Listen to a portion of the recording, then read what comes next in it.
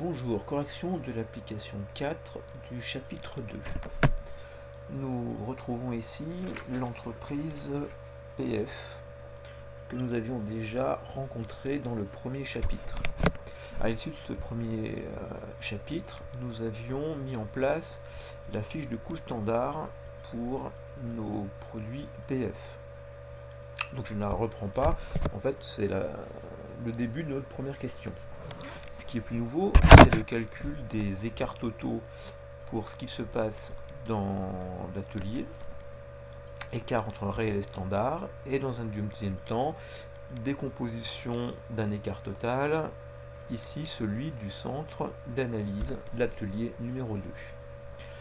Alors, tout d'abord, le tableau des écarts totaux, et puis nous donnerons également le sens de ces écarts. Je commencerai par les éléments réels. Dans la réalité, j'ai reporté ici une partie de l'énoncé.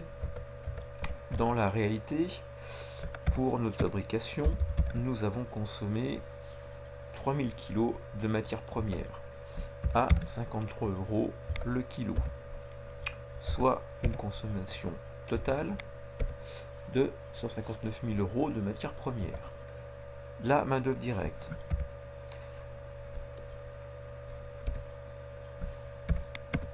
« 1400 heures à 57 € de l'heure. Nous avons pour 79 800 € au total pour notre main d'œuvre. Enfin, les charges indirectes, l'unité d'œuvre, ce sont les heures de main d'œuvre directe, nous en avons 1400, et au total, cela représente 22 500 € de charges indirectes. Unitairement, il y a pour 16,07 de charges indirectes par produit. J'en profite pour calculer le coût de production réel total. Il est de 261 300 au cas où c'est 3400 kg de produits PF qui ont été fabriqués, ce qui nous donne un coût de production unitaire de 77 €. Enfin, 76,85 si je mets les décimales. Au niveau standard, les quantités consommées sont les suivantes. 3200 kg en prévision à 52 € le kilo, ce qui nous fait une consommation prévue pour 4000 kg de produits PF de 166 400. Au niveau de la main d'œuvre, 1600 heures sont prévues à 56 € de l'heure, soit un total de main d'œuvre en euros de 89 600. Toujours pour les charges indirectes de l'atelier, l'unité d'œuvre et l'heure de main d'œuvre, donc 1600 heures. Nous avons pour 25 000 € de charges indirectes totales, ou alors on pouvait directement se référer au 15,625 de la fiche de coût standard et on retrouvait les 25 000. Le coût de production prévu est alors de 281 000, ceci pour 4000 kg de produits PF prévus et un coût de fabrication de 70,25 et on retrouve le coût de fabrication qui apparaissait dans la fiche du coût standard. Pas de surprise à ce niveau-là. Calcul des écarts totaux, différence entre le coût réel et le coût standard. Je calcule les 4 types d'écarts, dont l'écart sur le coût de production total. Et là, eh bien, en termes de sens, d'interprétation, je vais pouvoir dire que je suis avec un écart sur matière première favorable. On consomme moins de matière première que ce qui était prévu. Remarquez au passage quand même que on va constamment avoir des calculs qui sont entachés d'une production plus faible que ce qui était prévu, puisqu'on avait prévu de fabriquer 4000 produits, dans la réalité 3400 sont fabriqués, donc que l'on consomme moins de matières premières semble quand même plutôt assez logique. Même chose pour la main d'œuvre, même chose pour les charges indirectes, et au total le coût de production de notre fabrication est de 19 600, inférieur à la réalité. Là on peut se dire, bah, écoutez, tout va très bien, mais je reviens sur l'idée que nous avons quand même fabriqué 600 kg de produits finis de moins. Donc là, il va falloir pour nous aller décomposer nos écarts total. Là, je vous ai pas mis écart économique et écart sur volume d'activité pour se concentrer beaucoup plus sur une décomposition dans le tableau du plan comptable. Alors, ceci étant dit, maintenant je passe à cette décomposition du plan comptable. Toujours le tableau en deux parties. Là, on sera sur le centre d'analyse atelier 2. Donc, première partie, je vais faire en sorte de retrouver le coût total grâce à ce tableau. Je vais partir des éléments prévus. Donc, il est prévu la fabrication de 4000 produits. Pour ceci, 1600 heures unités d'œuvre sont utilisées. Ce qui nous amène à un rendement de 2,5 produits par heure. Au niveau des charges de cet atelier, on nous dit dans l'énoncé, il y en a pour 25 000 € de charges indirectes totales, dont 8 000 de charges fixes. Logiquement, les charges variables représentent la différence, soit 17 000 €. Le coût d'un produit peut être obtenu, 25 divisé par 4000 produits, 6,25. Et je rajoute maintenant combien nous a coûté une heure de fonctionnement de l'atelier, soit 15,63. Vous voyez, bon, on retrouve des chiffres déjà rencontrés par le passé. Maintenant, passons sur les éléments réels, éléments constatés. 3400 produits sont fabriqués, il faut 1400 heures réellement de fonctionnement de l'atelier. Ce qui nous fait un rendement de 2,43 produits à l'heure. Vous voyez déjà que là on est sur quelque chose qui commence à être inquiétant. On comprend pourquoi on va analyser nos écarts. Ensuite, je vais calculer les charges variables et fixes. On nous dit les charges variables réelles, les charges indirectes réelles, sont de 22 500. Les charges fixes, 8000. Donc, par différence, de nouveau, les charges variables sont de 14 500. Le coût d'un produit, coût de production total, divisé par le nombre de produits, 6,62. Nos craintes se confirment. Et coût d'une heure de fonctionnement de l'atelier, 22 500 de charges indirectes, 1400 heures, 16,07. Vous voyez là, ça ne fait que se confirmer de plus en plus. Deuxième partie de ce tableau d'analyse des charges indirectes. Eh bien, on va maintenant faire apparaître nos écarts relatifs à la production constatée, rappelez-vous, écart économique, et également nous allons faire apparaître nos écarts sur volume d'activité. Finalement, là, vous voyez, on va retrouver sans doute pas mal de choses déjà vues dans le tableau de l'écart total. Alors, allons-y. Coût constaté, on le connaît, 22 500. Coût préétabli de la production prévue, 25 000. On a les deux extrêmes. Maintenant, je vais me concentrer au calcul d'une part de l'écart sur économique et de l'autre sur l'écart sur volume d'activité. Pour ceci, il me faut introduire ce fameux coût préétabli de la production constatée. Comprenez, le coût préétabli adapté à la production réelle. production réelle, 3400 kg de produits finis fabriqués. Si on avait respecté la manière dont fonctionne ce centre d'analyse, on s'en sortirait à 6,25 par produit.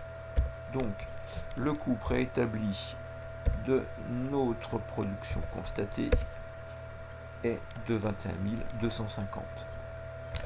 Ce 21 250, en le rapprochant du coût constaté, me donne l'écart relatif à la production constatée. Vous voyez ici, 1250, je peux déjà faire apparaître un écart qui sera pour nous défavorable. On a un écart économique supérieur à la prévision par rapport à un même niveau de production.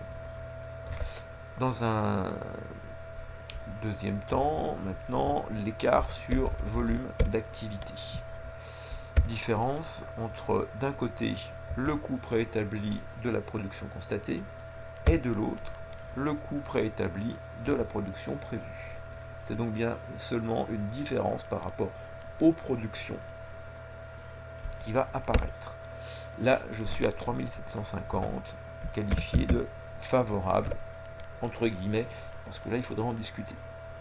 En effet, ayant produit 600 kg de moins que ce qui était prévu, forcément, on avait vu tout à l'heure qu'on allait consommer moins de charges de tout type. Ici, la vraie question, c'est on fabrique moins, quelle en est la raison? Est-ce qu'on a rencontré des problèmes techniques qui nous ont empêché d'atteindre la production souhaitée? Est-ce qu'au contraire, nos prévisions et la réalité du marché sont très différents et on a dû produire moins? Le marché finalement voulait moins de choses. Bref, quelque chose se passe et quand vous avez effectivement un niveau de fabrication réel bien inférieur à ce qui était prévu, il faut quand même se poser des questions, même si ça nous coûte moins cher. Maintenant, décomposition de cet écart économique, puisque là, à 1250 défavorable, des petites inquiétudes commencent à naître. Je vais commencer par introduire le coût préétabli des heures consacrées à la production constatée, de manière à faire apparaître l'écart sur charge variable. Pour ceci, je vais dire la chose suivante. Pour notre production, on a constaté qu'il y avait 1400 heures réellement utilisées. Ces 1400 heures, et bien voilà comment elles vont générer des charges. Elles vont nous générer 8000 de charges fixes. Pas de changement par rapport à ce qu'on a vu précédemment. Maintenant, il va falloir que l'on donne la valeur de la partie variable. Pour ceci, on a vu que normalement, on avait consommé pour 1600 heures 17 000 de charges variables. Eh bien, c'est ce montant qui va me permettre de valoriser les heures constatées. J'ai donc 10,625 € de charges variables standard par heure de fonctionnement, ce qui fait qu'appliqué à mon nombre d'heures réellement utilisées, j'ai pour 14 875 € montant préétabli. Ce qui nous donne un coût préétabli des heures consacrées à la production constatée, somme des charges variables préétablies et de nos 8000 € de charges fixes, qui est de 22 875. J'ai ainsi obtenu un écart sur charge variable de moins 375. Je reviendrai sur l'interprétation juste après. Maintenant, pour pouvoir aller calculer tant l'écart sur imputation des charges fixes ou l'écart sur charge fixe et l'écart sur rendement de travail, il me reste à calculer un dernier coût préétabli, celui de la quantité attendue des heures consacrées à la fabrication. Pour ceci, voilà ce que l'on va pouvoir dire. Nous avons un coût qui est de 6,25 par produit. Logiquement, nous sommes sur